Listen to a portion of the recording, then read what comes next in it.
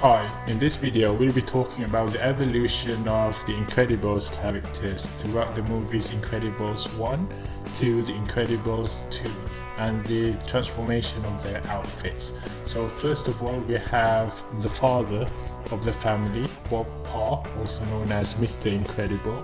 So about his suits, first of all we had him in his younger days in his blue superhero costume when he was still young, still in shape, and then after heroism was banned he became a vigilante wearing black and a mask, and then but as you can see he's out of shape, and then when he went back into his old costume he had to squeeze himself, he's totally out of shape. And then we have him in his new suit and he has already exercised, so he's back in shape in a new red costume in Incredibles 1.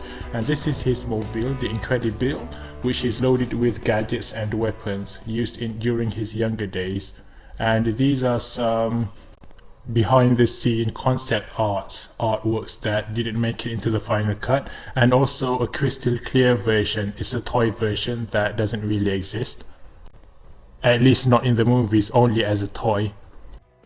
Moving on, we'll be talking about the mother of the family, Helen Parr, also known as Elastigirl during her younger days.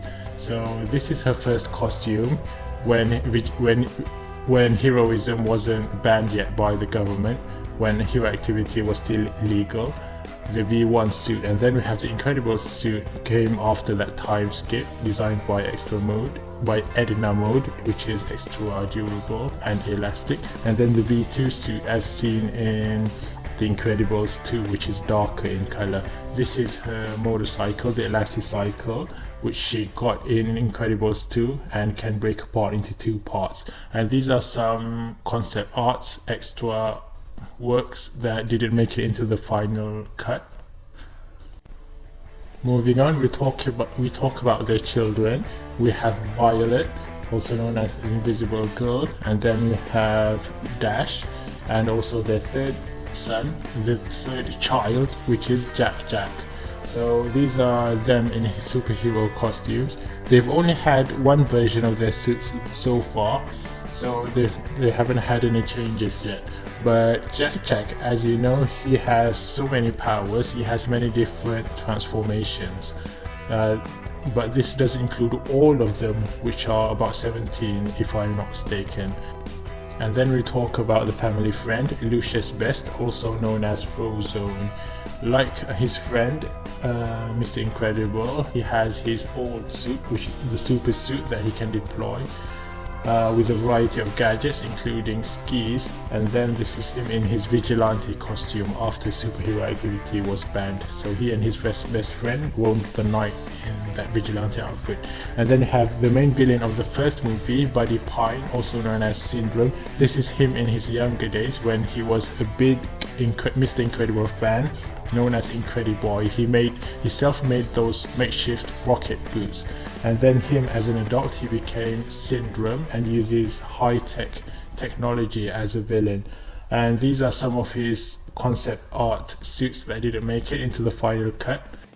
And then we have some other villains other than Syndrome. We have Bon Voyage, who uses bombs, and then we have the Underminer, who digs holes into the ground. And then we have Screenslaver, who is actually a persona created by who we thought was a good person, who is Evelyn Dever. Similar to Syndrome, these villains use technology rather than superpowers. And then we have these old generation supers, many of who we don't have the time to name all of them. And then we have new generation of supers, as seen in The Incredibles 2. We have Crush Hauer, who can crush things with his mind.